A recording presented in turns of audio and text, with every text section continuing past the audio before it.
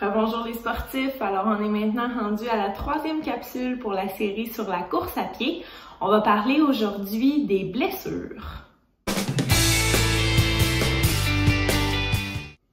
Alors tout d'abord, on va parler de la prévention des blessures. Il y a beaucoup de points à faire attention si on veut réduire le plus possible les risques de se blesser. Alors, premier point à faire attention, la biomécanique de course, donc la technique de course qui a été abordée précédemment. Deuxièmement, la fréquence des entraînements. Donc, on va privilégier des plus petits entraînements, mais plus souvent. Idéalement, on devrait aller courir 4 à 6 fois par semaine. Ensuite, on va privilégier des entraînements qui sont fractionnés. Donc, on va fragmenter nos périodes de course avec des périodes de marche. Selon notre tolérance, les périodes de course peuvent être plus faites en sprint plutôt qu'en jogging. On va privilégier ce type d'entraînement-là, étant donné la puissance que vous avez besoin dans vos sports. Donc au hockey, au football, souvent, on a besoin vraiment d'aller vite, mais pas sur des longues distances. Ensuite, on va penser au choix de la surface. Donc, on va privilégier les surfaces qui sont irrégulières plutôt que des surfaces fermes, parce que si on est sur une surface qui est toujours pareille, les gestes vont être toujours les mêmes, faits à répétition. Ça peut entraîner un risque de blessure.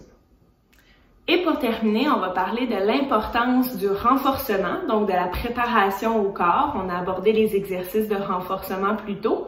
Et aussi l'importance de l'échauffement et du retour au calme. L'échauffement, pour sa part, ça sert à quoi? En fait, c'est pour préparer le corps à l'entraînement en augmentant progressivement sa température corporelle. Donc ça va nous aider beaucoup à réduire le risque des blessures pendant l'entraînement. On va faire ça pour une durée de 5-10 minutes environ, tout dépendant le temps de notre exercice principal. Puis on peut faire ça une marche ou un jogging, mais de très faible intensité. On peut également faire là aussi des exercices qu'on appelle des étirements balistiques. Donc ça peut être soit des genoux hauts, des talons-fesses ou encore même des fentes. Et finalement, la phase de récupération active ou plutôt le cool down. Donc ça, c'est un peu au même principe que l'échauffement. On veut redescendre graduellement la température corporelle du corps pour qu'il s'adapte mieux puis réduire le risque de blessure. Donc encore là, on peut terminer là, notre entraînement de course par une petite marche ou un jogging là, très léger. Alors, on va maintenant parler de la gestion des blessures. Donc, quoi faire si on est blessé? Il y a plusieurs blessures là, qui peuvent arriver en course à pied. Les principales que vous allez souvent retrouver chez vous sont les syndromes fémoro-patellaires, les tendinopathies d'Achille ou encore les fasciopathies plantaires. Donc, problème de genoux, problème de pied, problème de tendon d'Achille. Donc, les soins à apporter en cas de blessure vont bien sûr être différents là, selon la gravité de la blessure. Il faut toujours penser lorsqu'on a une blessure, selon la clinique du coureur, il faut penser à l'acronyme Peace and Love. Tout d'abord, le P c'est pour protection. Donc, les premiers jours, on va vraiment cesser l'activité, on va tomber au repos. Il faut faire attention par contre parce que trop de repos peut entraîner de la fragilisation des tissus.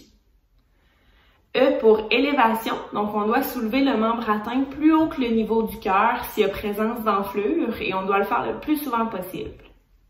A pour anti-inflammatoires qui sont à éviter. Donc si la douleur est contrôlée, on va éviter de mettre de la glace ou encore de prendre des anti-inflammatoires. On laisse le processus inflammatoire faire, puis on laisse le corps s'y adapter. Donc il y a un risque là, si on prend de la médication, de fragiliser les tissus en camouflant les symptômes. C pour compression, donc s'il y a présence d'enflure ou de gonflement, taping, bandage compressif.